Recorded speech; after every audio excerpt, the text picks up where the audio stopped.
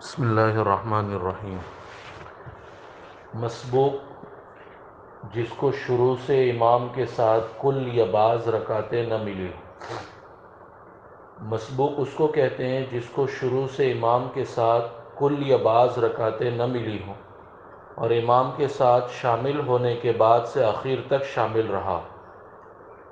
اس کے بارے میں مسبوق کے بارے میں چند ضروری مسائل۔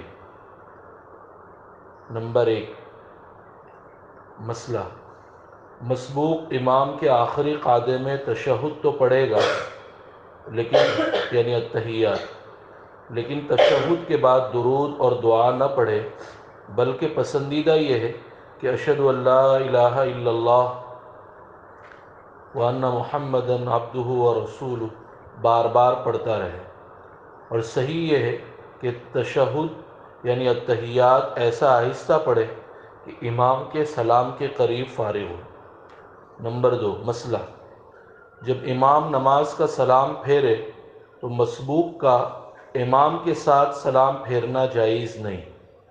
اگر قصداً سلام پھیرے گا جان بوجھ کر تو پھر اس کی نماز فاسد ہو جائے گی، اور اگر جان بوجھ کر نہیں پھیرا بلکہ بھول سے پھیر دیا تو نماز فاسد نہیں ہوگی۔ لیکن اب دیکھا جائے گا کہ اس کا سلام امام کے سلام سے پہلے یا بالکل ساتھ تھا۔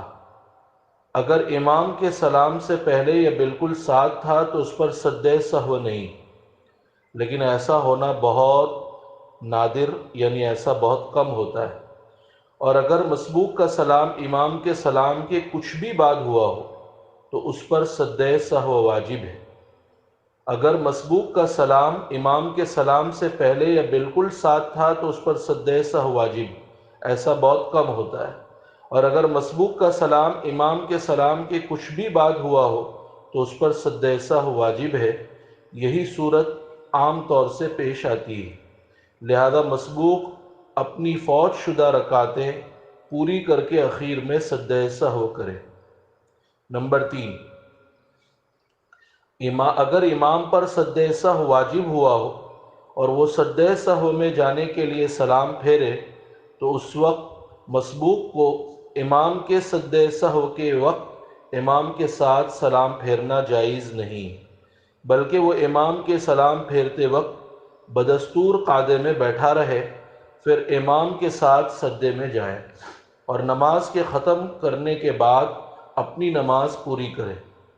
اور اگر امام کے ساتھ قصداً یعنی مسبوق ہونا یاد ہوتے ہوئے بھی جان بوجھ کر سلام پھیر دیا تو اس کی نماز فاسد ہو گئی، اور اگر بھول سے سلام پھیرا تو اس کی نماز فاسد نہیں ہوگی اور سجدہ سہو بھی لازم نہیں ہوگا۔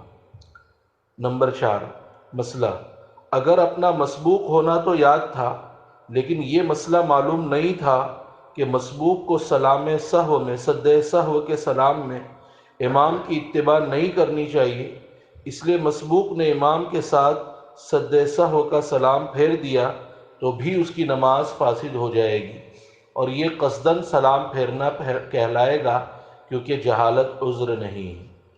اللہ تعالی ہم سب کو نماز کے ان باریک باریک مسائل کو جان کر اس پر عمل پیرا ہونے کی توفیق عطا فرمائے۔